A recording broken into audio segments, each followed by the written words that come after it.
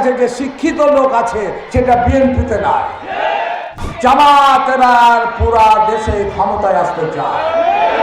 BNP বলতে শুরু করেছে আপনারা ক্ষমতায় আসলে অর্থমন্ত্রী কে হবে, হোম মিনিস্টার কে হবে, আমাদের প্রেসিডেন্ট ঠিক আছে, প্রধানমন্ত্রী ঠিক আছে, সকল মন্ত্রী ঠিক আছে, আমাদের কাছে যে শিক্ষিত লোক আছে সেটা বিএনপিতে নাই।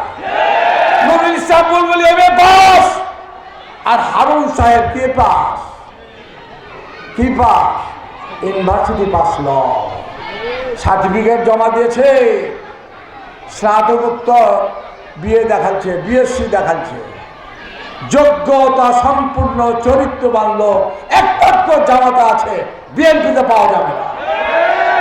এই জন্য দেশকে পাল্টাতে হলে মন্ত্রী চেঞ্জ করতে হবে, এমপি চেঞ্জ করতে হবে, এছাড়া উপায় নাই।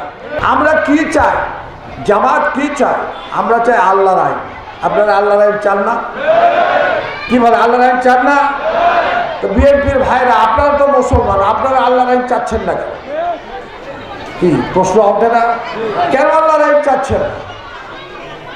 আওয়ামী লীগের ভাই, আপনাদের কারণে আজকে নেতা নামে পালিয়ে যেতে হয়েছে, কিন্তু আপনারা যারা নর্মাল লোক আছেন, ভোটার আছে, আপনারা মুসলমান না, আল্লাহর আইন চাচ্ছেন না কেন? চাইতে হবে, চাইতে হবে। এই জন্য আপনাদের প্রতি আহ্বান যে আসুন, বাংলাদেশ শতকরা 90 জন মুসলমানের বাস, এখানে আল্লাহর আইন চলবে, কোনো আইন চলবে না। যে আইন দিয়ে বাংলাদেশ চলছে এটা খ্রিস্টানদের আইন, এটা আপনারা পাল্টাবেন না? পাল্টাবেন কি না? আর এই পাল্টার জায়গা হচ্ছে ওয়াজ নসিহত করে এদেশে আল্লাহর আইন আসবে না, আল্লাহর আইন আসবে পার্লামেন্ট থেকে। প্রশ্ন করবেন যে আল্লাহ রাসূলের কি পার্লামেন্ট ছিল? অবশ্যই ছিল। আল্লাহ রাসূলের পার্লামেন্টকে বলা হয় ভবনকে বলে মসজিদে নববী, এটা তার পার্লামেন্ট ভবন। আল্লাহ রাসূলের পার্লামেন্ট মেম্বারকে বলা হয় মজলিসে শুরার মেম্বার, এটা হচ্ছে বাস্তবতা, এবং এটা আমরা নিয়ে আসতে চাই।